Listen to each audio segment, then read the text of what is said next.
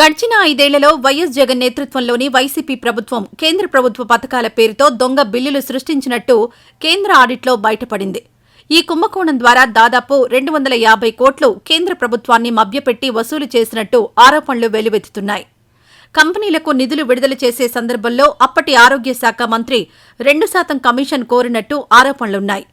దొంగ బిల్లులు, ఫేక్ లావాదేవీలతో కేంద్ర పథకాలను దుర్వినియోగం చేసి వైసీపీ ప్రభుత్వం భారీగా నిధులు దండించిందని సమాచారం. ఈ నేపథ్యంలో ప్రస్తుతం అధికారంలోకి వచ్చిన టీడీపీ, జనసేన, బీజేపీ కూటమిపై కేంద్ర ప్రభుత్వం ఆ నిధుల తిరుగు పరిహార బాధ్యతను మోపినట్టు తెలుస్తోంది. కేంద్రం నుండి కొత్తగా నిధులు కావాలంటే ముందు వైసీపీ ప్రభుత్వం దుర్వినియోగం చేసిన 250 కోట్లను తిరిగి చెల్లించాలి అని గ్రామీణాభివృద్ధి, కమ్యూనికేషన్ శాఖ కేంద్ర సహాయ మంత్రి డాక్టర్ పెమ్మసాని చంద్రశేఖర్ పేర్కొన్నారు. ఈ వ్యాఖ్యలు రాష్ట్ర రాజకీయాల్లో కలకలం రేపుతున్నాయి. రాష్ట్ర ప్రజాధనం దుర్వినియోగం చేసిన నాయకులు జవాబు చెప్పాలని ప్రజలు డిమాండ్ చేస్తున్నారు. మీరు గత 19-24 నుంచి వచ్చి మనకు 1 year అయింది. ఈ రోజున 5 సంవత్సరాల పరిపాలనకి, ఈ సంవత్సరం పరిపాలనకి ప్రతి ఒక్కరు ఒకసారి ఆలోచించండి. అంతకుముందు గత 5 సంవత్సరాల్లో చూస్తే ఎక్కడ చూసినా ఒక రోడ్ వేసినటువంటి పరిస్థితి లేదు. అంతా కేవలం సంక్షేమం అనే పేరుతోటి పొద్దున్నే డబ్బులు ఇచ్చి సాయంత్రం డబ్బులు తీసుకునే విధానం, 2-3 రెట్లు మందమ్మి, లేకపోతే సెంట్రల్ గవర్నమెంట్ స్కీమ్స్ ఏమన్నా ఉంటే ఒక ఇన్స్టాల్మెంట్ తీసుకోవడం, వాళ్ళకి సంబంధించిన వాళ్ళకి డైవర్ట్ చేయటం, ఆ పథకాలన్నీ నీతిగార్చడం. దాదాపుగా 90 సెంట్రల్ గవర్నమెంట్ స్కీమ్స్, 60% వాళ్ళు ఇస్తారు, 40% మన స్టేట్ పెట్టుకోవాల్సిన అన్నింటినీ కూడా దేన్ని ఒక Jal Jeevan mission, water schemes కానీ దేన్ని వాళ్ళదంటే ఇక్కడ ఎక్కువ మైనారిటీ సోదరులు ఉన్నారు కాబట్టి నాకు ఈ విషయం తెలియదు. తెలిసింటే ఎలక్షన్ ముందే ఎక్కువసార్లు చెప్పేవాడిని ఈ ప్రాంతంలో. నేను ఈ మధ్య తెలుసుకున్నా PMGVK అనే ఒక ప్రోగ్రాం ఉంది, ప్రధానమంత్రి JVK, జన్ వికాస్ కార్యక్రమం, JVK. ఇది కూడా ఏంటంటే నా పార్లమెంట్ సెగ్మెంట్ లో చాలా మంది మైనారిటీ సోదరులు ఉన్నారు. వాళ్ళకి స్కూల్స్ కానీ, కమ్యూనిటీ హాల్స్ కానీ ఇవన్నీ కట్టాలంటే అసలు ఏమైనా గవర్నమెంట్ స్కీమ్స్ ఉన్నాయా అని మినిస్ట్రీకి వెళ్ళి కనుక్కుంటే ఈ స్కీమ్ గురించి తెలిసింది. ఈ స్కీమ్ లో ఆంధ్రప్రదేశ్, ఇదంతా వాస్తవం కూడా, ఆంధ్రప్రదేశ్ 14-19 మధ్య దాదాపుగా 500 ప్రాజెక్టులు సబ్మిట్ చేశారు. చేస్తే గత 5 సంవత్సరాల్లో 55 కంప్లీట్ చేశారు. ఇంకొక 80 కంప్లీట్ అయిపోయినాయి అని చెప్పి సర్టిఫికెట్లు ఇచ్చారు. ఇస్తే సరే అని చెప్పి మరి నెక్స్ట్ ప్రాజెక్ట్స్ కి డబ్బులు కావాలని అడిగితే వాళ్ళు వచ్చి మొత్తం ఆడిట్ చేస్తే ఇందులో 80 ప్రాజెక్టులు ఏవి స్టార్ట్ చేయలేదు, స్టార్ట్ చేశామని చెప్పి దొంగ బిల్లులు పెట్టి తీసుకొచ్చారు. ఇది వాస్తవం కాదు అని ఎవరైనా జగన్మోహన్ రెడ్డి గారికి సంబంధించిన వ్యక్తులు, అత్యంత తెలివైన వ్యక్తిని ఎవరైనా సరే ఆ పార్టీలో ఉంటే రమ్మనంటే నేను డిబేట్ చేస్తా. ఇది వాస్తవం. చేస్తే మరి ఇప్పుడు ఎట్లా ఈ డబ్బులు మేము వాడుకోవాలి? దీనికి 2-3 వేల కోట్లు ఉన్నాయి ప్రతి సంవత్సరం. చాలా రాష్ట్రాల్లో యాక్చువల్గా ఇది వాడుకోవట్లా. ఈ డబ్బులు దేనికైనా వాడుకోవచ్చు మైనారిటీ సంక్షేమానికి. అంటే జనరల్ గా స్కీమ్ అంటే ఎడ్యుకేషన్ కో ఇంకో దానికో పెడతారు. ఇది దేనికైనా వాడుకునేటువంటి శక్తి ఉన్నటువంటి స్కీమ్. అడిగితే వాళ్ళు ఏం చెప్పారంటే 220 కోట్ల రూపాయల దొంగ బిల్లులు చూపించారు. ముందు ఆ డబ్బులు సెంట్రల్ గవర్నమెంట్ కడితే నెక్స్ట్ డబ్బులు ఇస్తామని చెప్పారు. ఇది మా పరిస్థితి. ఈ రోజున ఏదైనా చేయాలనుకుంటే ముందు ఆయన చేసిన పిచ్చి పనులన్నిటికీ బాకీలు తీర్చి అప్పుడు నేను తీసుకోవాల్సిన పరిస్థితి వచ్చింది ఈ రోజున. ఇది వాస్తవం కూడా.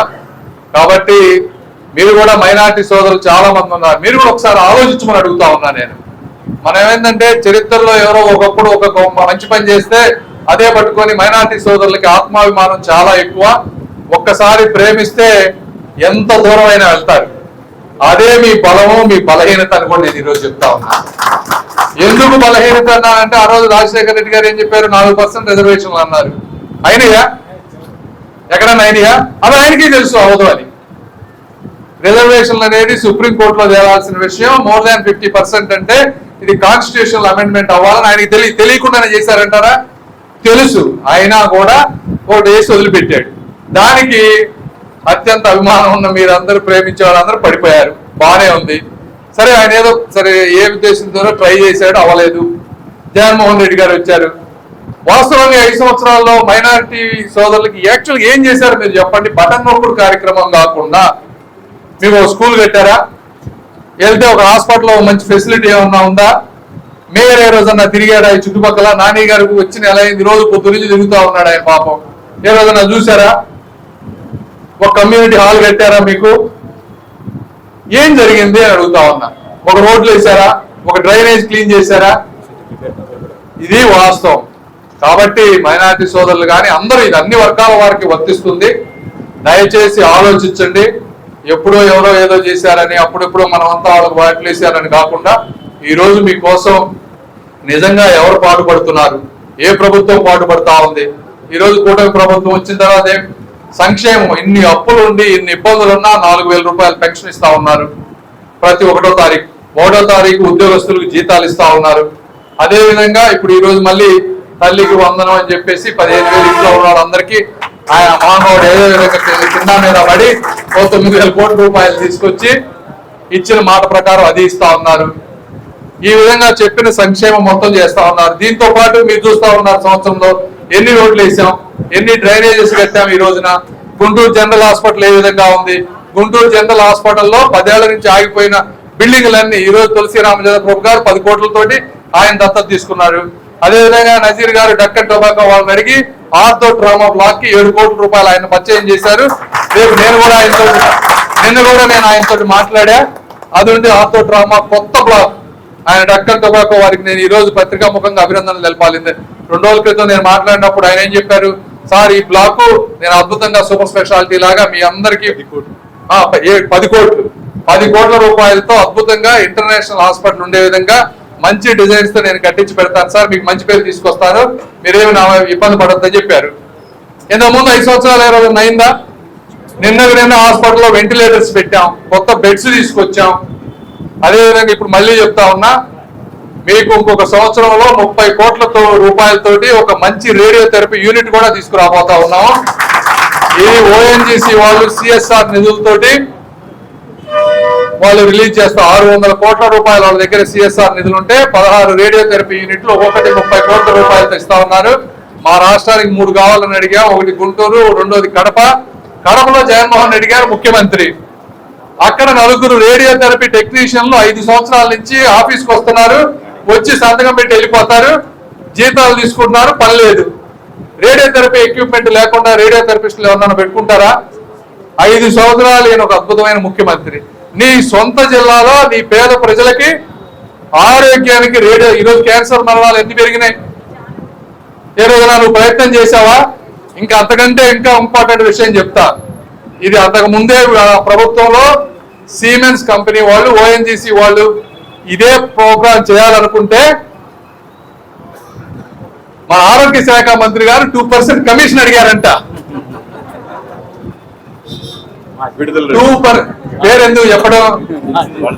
ఇది వాస్తవం. రజనీ గారు కానీ ఇంకోళ్ళు కానీ కాదని చెప్పమానండి. పత్రికాముఖంగా దేవుడి మీద ప్రమాణం చేసి, అల్లా మీద ప్రమాణం చేసి చెప్పమానండి ఇది వాస్తవం కాదు అని.